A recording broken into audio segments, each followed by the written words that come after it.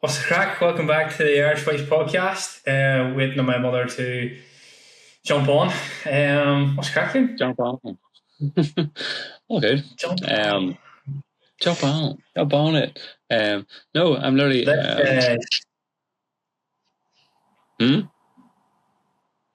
Let's start with the hot topic right now. Where do you fall on the Martinez red card? Honestly, you can see why they give it, but I think it's very, very harsh. And I don't. In my opinion, I don't think it was meant. I think, both eyes are on the ball from both players. Now Martinez gets a smack in the face from Calvert-Lewin as well, and I think, from my perspective, Martinez is looking up at the ball and their hands on each other.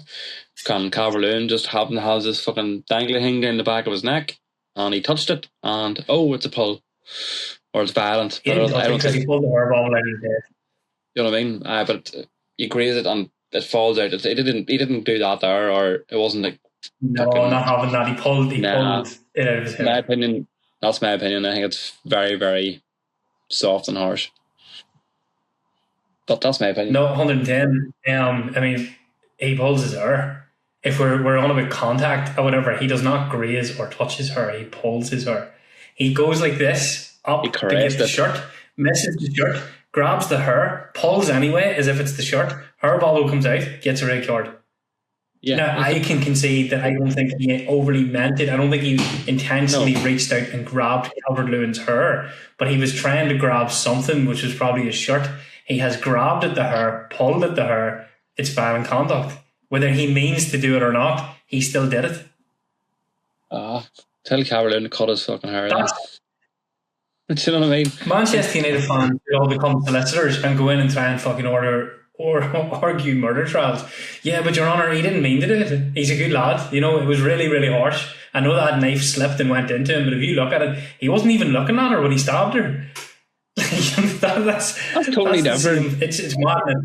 You can't play right. So you can't apply murder logic to football. Get out of it.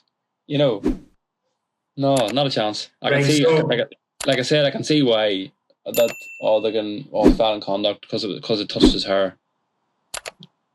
It doesn't touch his hair though.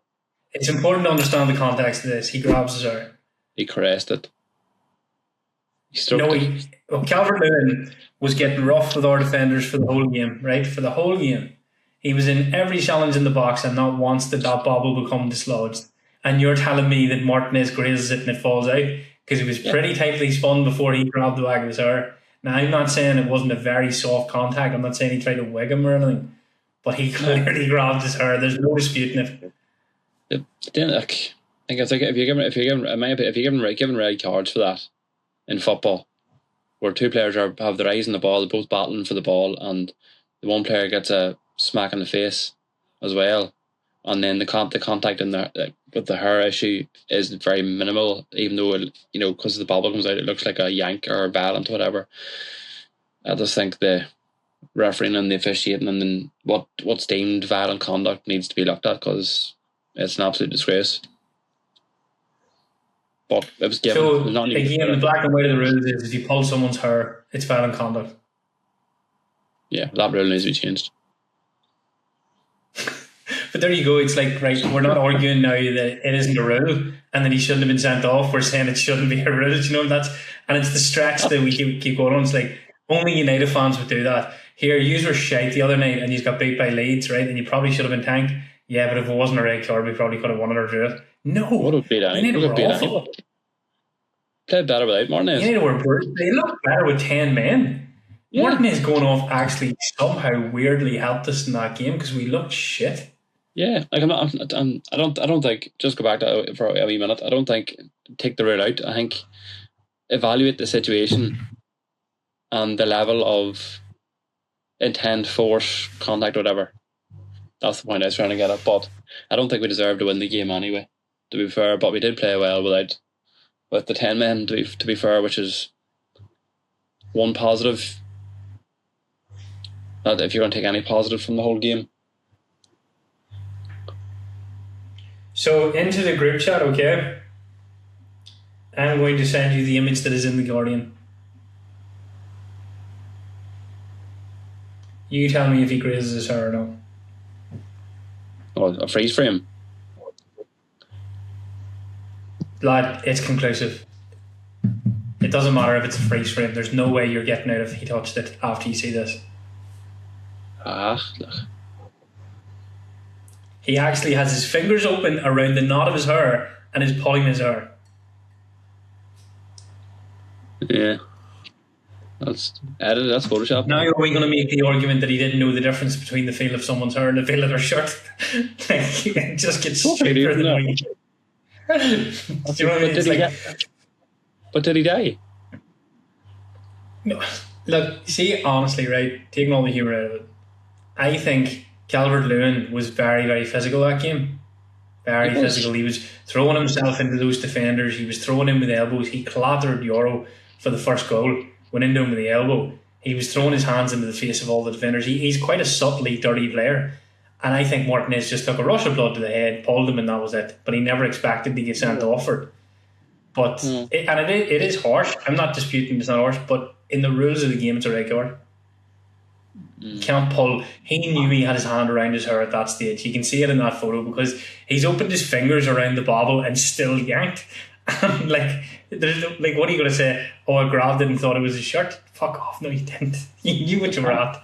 You just in a mad moment after he smacks you in the face, you pulled his hair and you're off the pitch. All in the matter of what? It happened that quick. I didn't know what went on. I was like, what are they pulling this back for? And then when they slowed it down, it was like, oh, you silly bastard. Yeah, I don't know, but and first look to me, it looked as if they were both looking at the ball, battling for the ball, getting smacked under. You know, he's realised it's his hair. He's made a grab in motion, and he's realised it's his hair, and he's trying to jerk it away, but it looks like a pull or like a purpose. I don't know. That's what it was very quick. He grabbed a few things here. You know, I don't know. He reached twice. It's not like he just reached out once and glanced his hair. He reached out and then he couldn't get the shirt and he reached up again and then he pulled whatever he could get and it happened to be Calvert-Lewin's hair. Like I know it. People will argue the force of it and it's harsh, right? But I don't agree with anybody that says it's not a red card. It's such a stonewall red card. He pulled the hair bubble out of his head. Like there's no defence. Did you pull his hair? Yes. I didn't mean to. You're still off. Just the awkward placement of the hand. Bad time. The awkward placement of the hand. I'm just winding Tell me, man. You're wasted. You need to go in and you need to be a solicitor. I'll tell you, if you can get away with a forearm smash to the side of the head. That was... But I think as Manchester United fans, sometimes you just need that your players were idiots at times. Like Martinez, nobody to blame but himself. And United were shite. And I think United will get beaten in their next game. And that's the worrying thing now. It's like the Lisandro Martinez offence in context, I think, is a red card. But where I get really angry is it's a really stupid red card. And now no Maguire and no Martinez in against Chelsea, which is going to be an absolute cup final. Because if United can win that, right, United, in my opinion, are in the Champions League. If United lose that, with Brentford and Liverpool on the horizon, Chelsea will have dropped us into a very vulnerable position where United will be 3 points off dropping out of the Champions League space. Yeah. The only thing, you could say is that after, well, I would hope there'll be a reaction on Saturday after losing that game, after so many weeks to prepare. And, Chelsea be up for it too after getting hammered by City. Or will they? Because, Chelsea seem like a bit toothless any time I watched them at the minute. And they're just don't seem very good at the back either. So it could be attack versus attack on Saturday, which might be good, hopefully maybe good for the eyes. Yeah, they'd be better defensively than we would though. Our defence is going to be shambolic here at the weekend. Okay, it'll be what? Heaven and Euro? Yeah, probably. Where's Matthijs de Ligt? Did he die? He'll not be back Sunday. How long has he been out? Too long. 5 months. Where do we fall on United finishing in the top 5? It's still in our hands, I think, isn't it? For now. Yeah, but we've won what? One game in 4 now. Pardon? We've won 1 game in the last 4. Yeah. Two draws, a win, and a loss. That's worrying. Yeah. Yeah. Yeah. 2 draws, a win, and a loss, and heading into a period where we will only play the teams around us. So 5th, 6th, and 7th. So if Chelsea can condemn us to defeat, which I unfortunately expect them to, Chelsea would pull us to within 4 of them. Villa and Liverpool could, even though Liverpool would need goal difference, Villa would go ahead of us if they managed to win. Brentford would come up to 5 points within us, and then they would play us. So if we done the unthinkable and got beat by Chelsea and Brentford, then all of a sudden we look like the weakest team to qualify for Europe. Surely so he has a big job ahead of him. Yeah. Surely you couldn't see us losing 3 in a row. With the defence that he's going to have at his disposal, I don't think he beats Chelsea here. I think I don't know if this was 6 months ago and if say Abraham was still ever playing 3 at the back and all this here bullshit, I think I'd be afraid. I'd be scared going into Saturday, and I wouldn't be in any way confident. But Chelsea aren't world beaters at the minute either. We're just as good and just as bad as Chelsea at the minute. I think it is. I think even with the defence, I think we have the players to outscore Chelsea.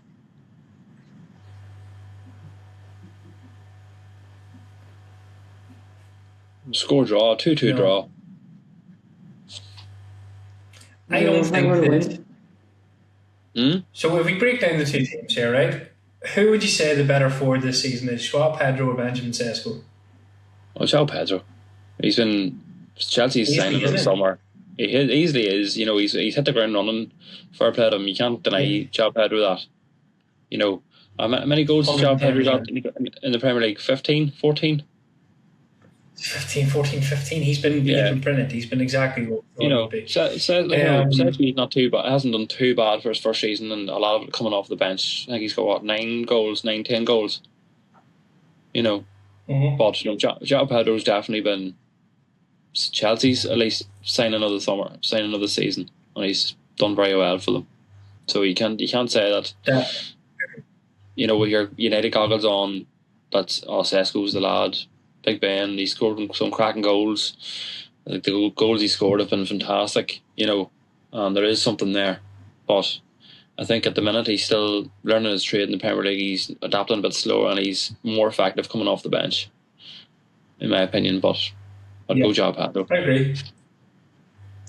Then you have to look at the wings, and in this, I think Cunha is probably the standout performer, but not by much, because Cunha blows hot and cold at the moment.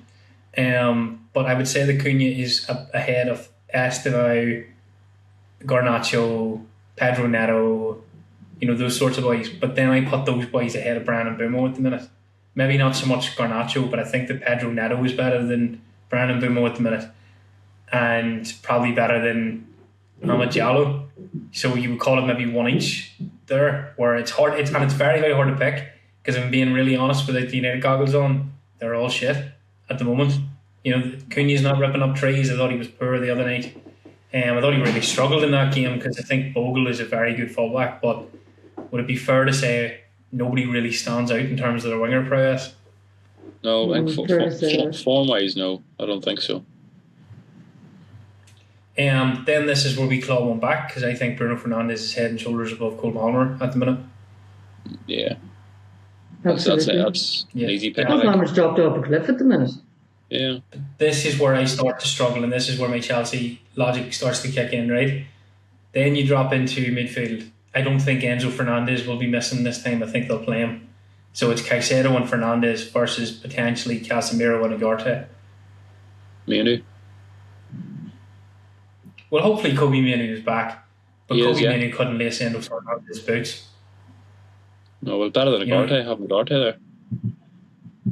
110%, but when it comes to those two midfields, there is one that is potentially world class and one that is dog shit. And Casemiro, I thought, was really found out in the absence of Kobe Mainoo the other night. I know he scored, right, and he worked so hard. Yeah. But there's no creativity with him. There's no running with the ball with him. He's a very stationary, static player, like, isn't he? Until he pops up with a dramatic header. He needs the right partner beside him. Unfortunately, now at the minute, he still has the killer pass. He can play good balls and he can assist and he can come up with a goal from set piece. So he's still a valuable asset at the minute to have in the team, and especially with experience as well. But I just think if you don't have an energetic bit of legs beside him like a Kobe Mainoo, it's not going to work. I think even more so.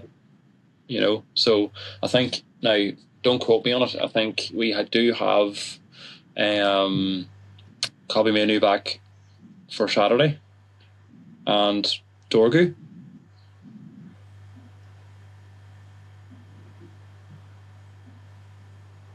What would Dorgu play now? That's the thing. He was ripping up trees. He was doing well there before he went off, didn't he? Against Arsenal and He's City. an option off the bench. He was being played in the left wing role.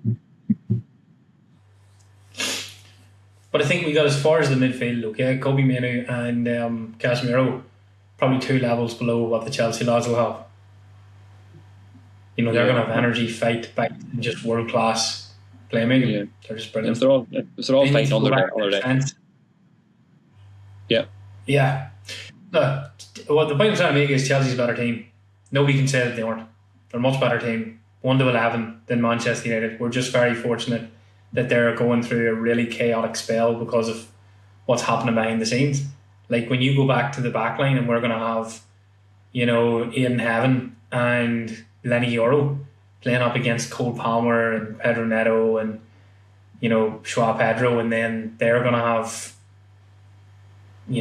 Fofana and Reece James and Hato up against our lads. They're better all over the pitch. So they weren't world beaters, but I think if you look at it in context, who Chelsea played last that beat them? There was like Man City, PSG. Who else beat them? There's been a few that been. Remember they thumped Villa and then they went into the slump. They beat Villa 4-1. Yeah. And then I think they've lost the past 4 or 5 games. The only team they've beaten the last 5 is Portville. Yeah, I didn't to say during the City game. I think I remember that this was the third game that was the third loss in a row in the Premier League. If I'm right in saying. Yeah, it doesn't bode well for Asino, does it? No. I think that was the crazy appointment.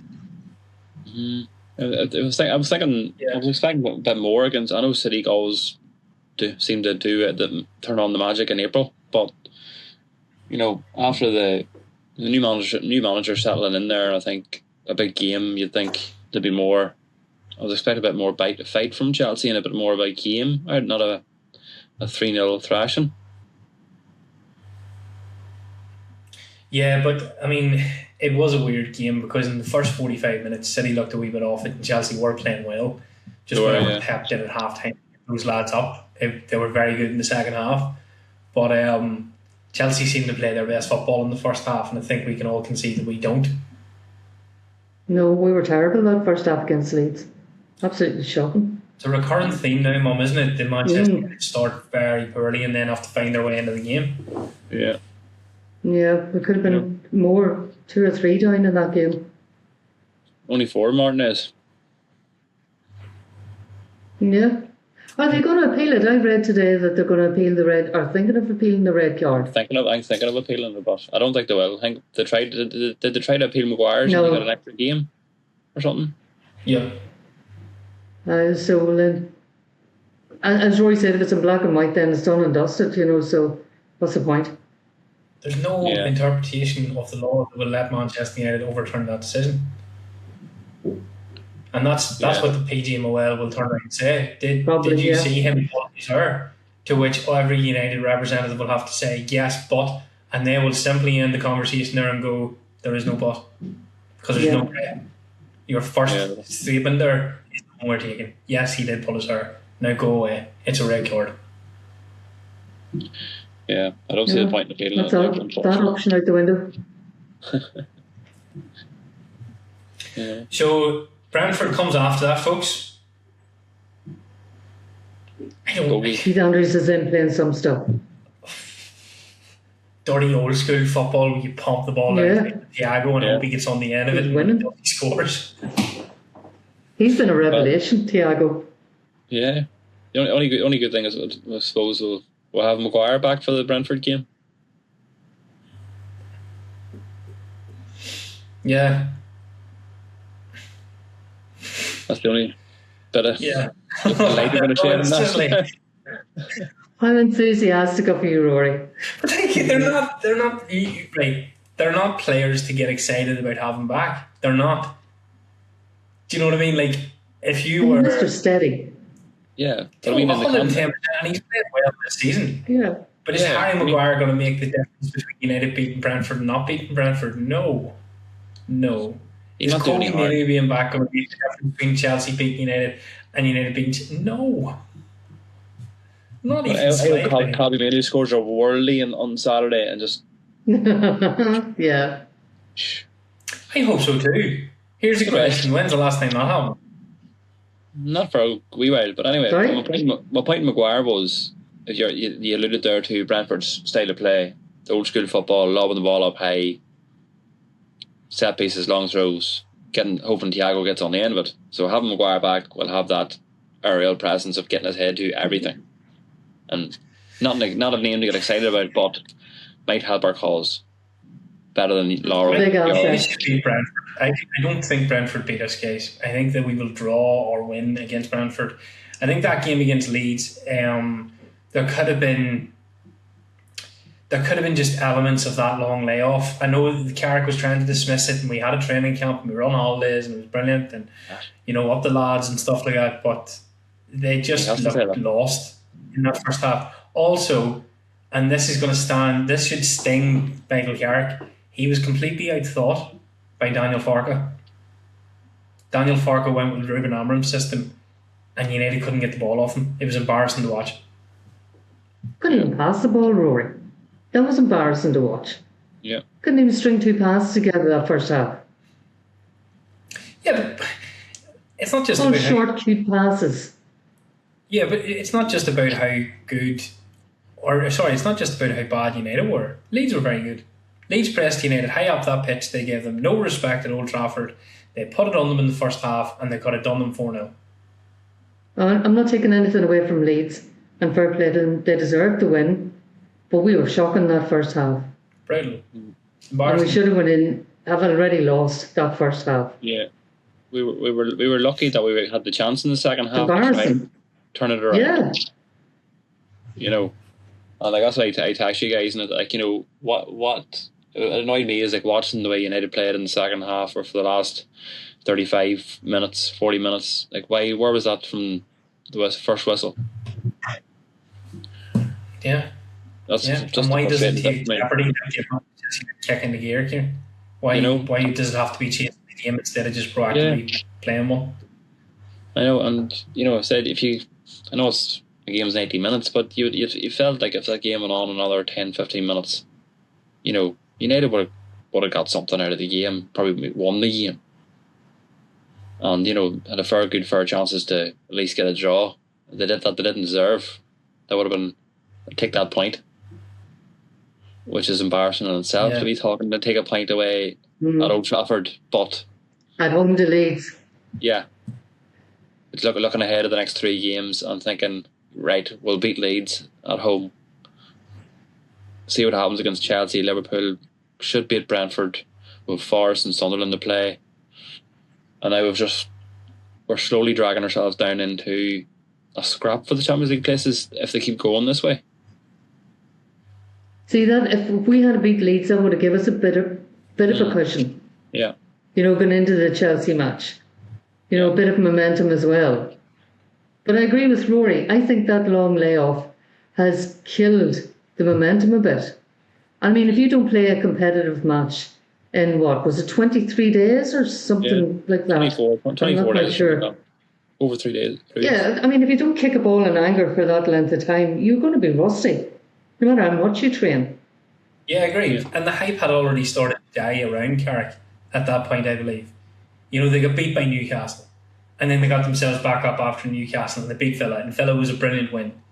Yeah. But then, you know, you go in and you draw with Bournemouth before you're going on that big layoff. You know that big layoff's coming. You know you need to get 3 points in the bag and you draw 2 each. So it's not like you're coming from this momentous kind of run. It's kind of like, right, maybe we do need to reset. Maybe this isn't going to be a bad thing. And I think they maybe approached it that way. And then they came out against a relegation chaser and completely underperformed. And to me, it feels a wee bit reminiscent of when we used to discuss Erik ten Hag and we were asking the same questions. Why are United so poor in the first 45 minutes?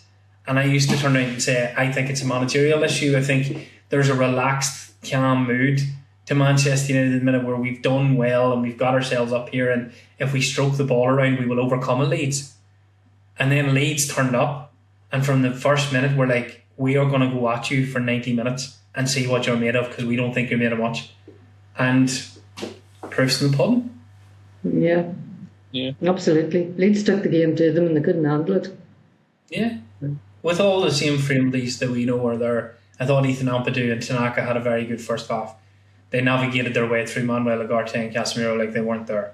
And the fullbacks couldn't live with what was coming at them. Goodmanson and Bogle, and you know, you could see where the goals came from. Just down the right and left, just crosses into the box, you know. They were creating the chances because they kept getting beyond Mazraoui and Shaw. Who I thought had a very, very poor game. Yeah, Mazraoui. Oh my God, no, he wasn't at the race at all. I never thought I'd ever say Miss Dallas. Do you ever think you'd ever say get Dallas on? I've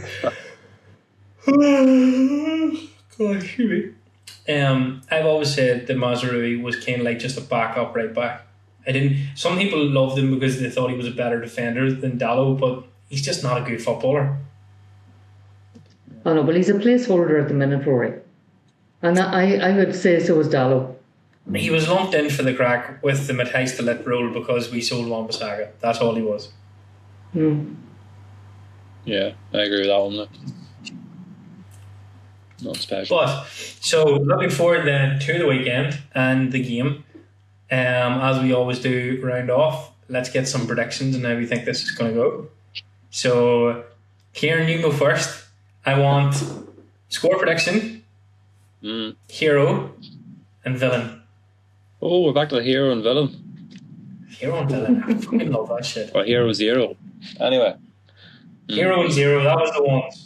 Hero and zero. Back in Spotify days. Yep.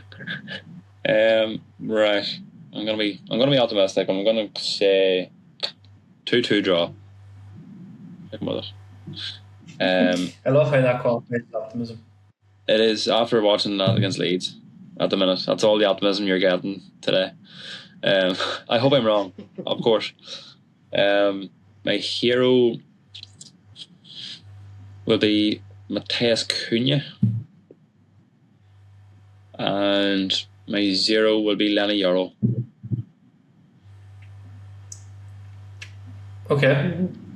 Fiction. Mutter.